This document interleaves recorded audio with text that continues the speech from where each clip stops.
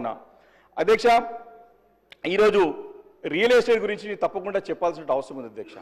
నేను గత అసెంబ్లీ సమావేశాల్లో కూడా నేను మంత్రి గారు కూడా చెప్పాను, సార్ మీరు తీసుకున్న నిర్ణయాలు కొన్ని నిర్ణయాలతో సరే కొన్ని నిర్ణయాలు ఇండస్ట్రియల్గా వచ్చే పెట్టుబడులకి ఇబ్బంది ఉన్నా ఈ హైడ్రా అనే దానితో ఈ రియల్ ఎస్టేట్ పూర్తిగా ఇబ్బంది పడుతుందని చెప్పి మరి గతంలో చెప్పడం జరిగింది అధ్యక్ష. అధ్యక్ష మా దగ్గర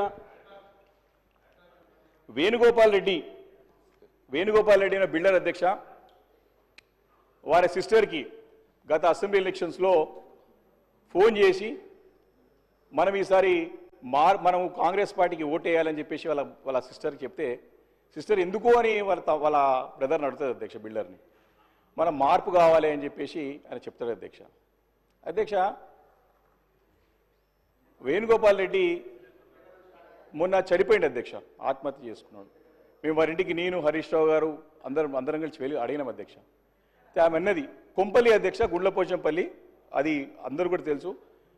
అడిగిన తర్వాత ఆ సోదరిమని చెప్తుంది, మా తమ్ముడు ముఖ్యమంత్రి అంటే రేవంత్ రెడ్డి గారి పేరు నమ్మకంతో మార్పు కావాలని చెప్పి నన్ను కాంగ్రెస్ పార్టీకి ఓటేయమన్నాడు, కానీ వాడి మార్పు వాని ప్రాణాన్ని తీసుకోవడం వరకు వస్తుందని చెప్పేసి మేము ఊహించలేదని చెప్పేసి తన బాధను వ్యక్తం చేసింది అధ్యక్ష.